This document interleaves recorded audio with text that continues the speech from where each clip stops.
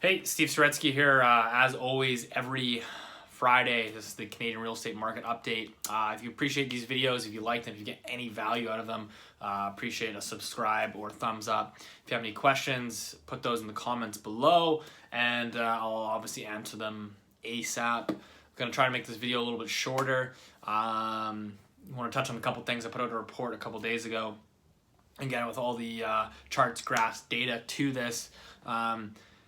Vancouver condo flipping has hit a 9-year high. Obviously, as prices rise, it just encourages speculative activity, right? So obviously, at this point, you don't even really have to rent it out. You can basically just wait for it to appreciate as prices rise every single month. That basically encourages further and further speculation.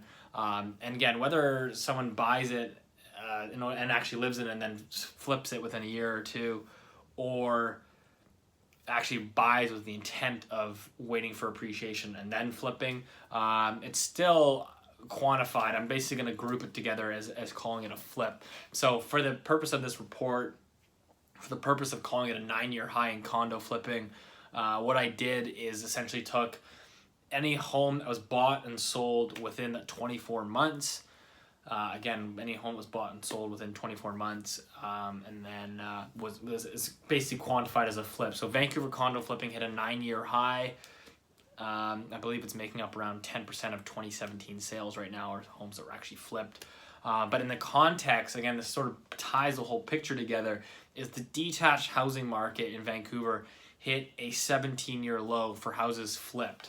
So you can sort of see that flipping activity has really shifted, and it's really all now concentrated. All the growth, all the speculation is concentrated in that condo market, to again really see condos hitting a 9-year high and detached hitting a 17-year low.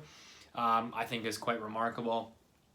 And then and just tying it all together, that detached market, right? I mean, prices peaked in roughly April 2016. That was when we had peak speculative activity, a dozen offers on every single family home. We had shadow flipping that was going on, where the BC government had to come in and bring in new legislation to basically stop that. But the peak amount, the number of houses being flipped in that detached market actually peaked in 2015. And then, of course, prices followed later in 2016. But interesting context, again, the condo flipping is still rising. I believe it actually from 2015 actually increased on a year-over-year basis by around 70%. So arguably it still has some room to go. I don't know. But lastly, again, just to put that again all into context and where we are in this market, as I've said, real estate markets are cyclical. Nothing goes up in a straight vertical line forever. It is prone to ups and downs, and unfortunately people forget that.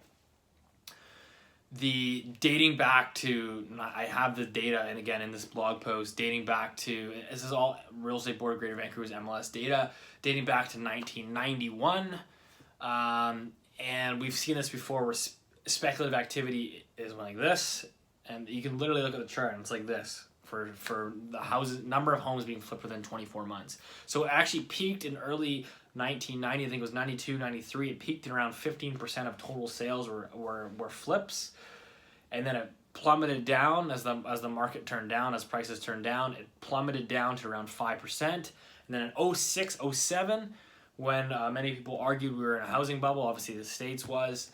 You can argue that we were here. We had speculative activity tick up back to around 15%. So 15% of sales were basically flip jobs.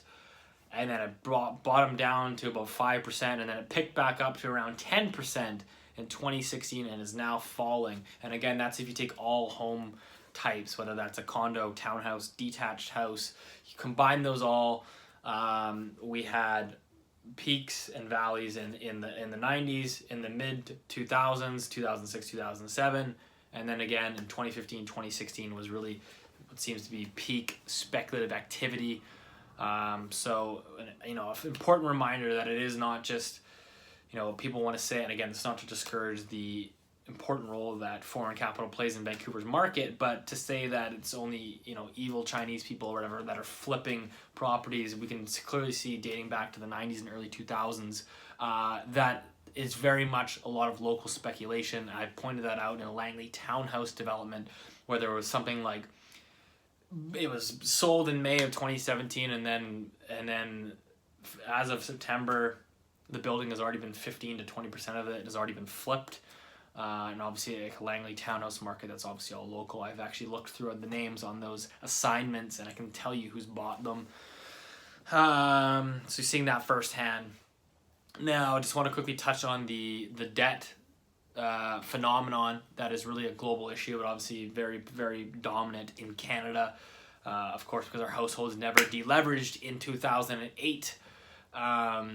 But keeping a close eye on, obviously, a lot of these metrics, the debt to income ratios, which were previously at record highs of 169%, highest in any advanced economy, is now ticked back up to 171%. So debt in Canada, household debt, is still growing. Obviously, I think mortgage growth, the last numbers, mortgage growth is still growing at roughly 6% annually. At some point, these households are going to have to deleverage. I've said that, but it could very well go on for another number of years. But it seems to be sort of reaching that tipping point now, and you can see that that's partly to do with the mortgage stress that's coming in. Bank of Canada is basically trying to pull that in. Obviously, OSFI as well. Basically trying to pull some of that steam, pull some of that lending away from the housing market. And interesting quote from Stephen Poloz earlier this week from the Bank of Canada. I'll read it to you now. Basically said 40% of all housing-backed loans are blended with a HELOC component. So 40% of all housing-backed loans are blended with a home equity line of credit component. So this goes to show the sheer amount of people that are borrowing against that equity, taking out home equity lines of credit to really fund their lifestyle. And, to me, this is just interesting. A personal loan secured against real estate hit $247 billion. That's a new record high. And it really, again, just shows that basically it's not, incomes obviously haven't kept up with house prices, but basically your house is now funding and it's financing people's lifestyles. And this is just, again, to put into context, because people always say, and I agree that Vancouver is a very much equity-driven market. I don't think prices are ever going to come down to an affordable level. But with that being said, people always get this interesting counter-argument. I have to explain it to people that they go, well, it's such an equity market. People have so much equity. Why would anybody ever sell in a falling market? Like, they're not going to. Sellers are simply going to hold out. But what they don't realize is it essentially becomes these homeowners don't sell because they choose to. They're selling because they have to. And it basically is it's generally a cash flow problem. What happens is you'll have lending basically tighten up. You'll have a recession. Canada hasn't had a recession in almost 10 years, I believe now.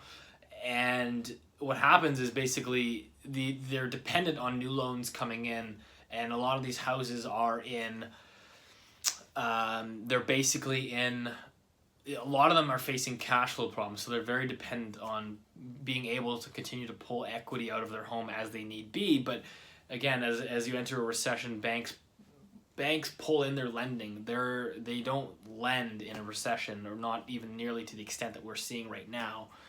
We have this analyzed growth at 6% a year.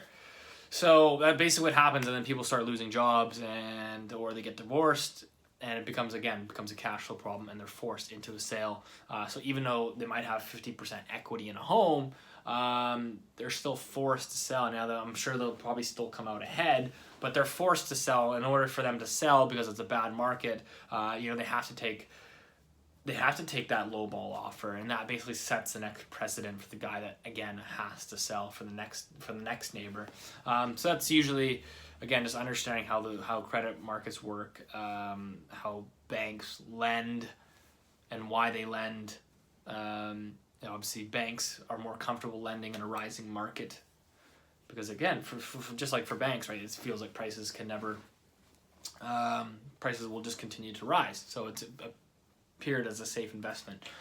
Anyways, that's all I got for this week. I'm not going to ramble on much longer. If you have any questions, comments, put that below. Yeah, if not, I'll talk to you next week.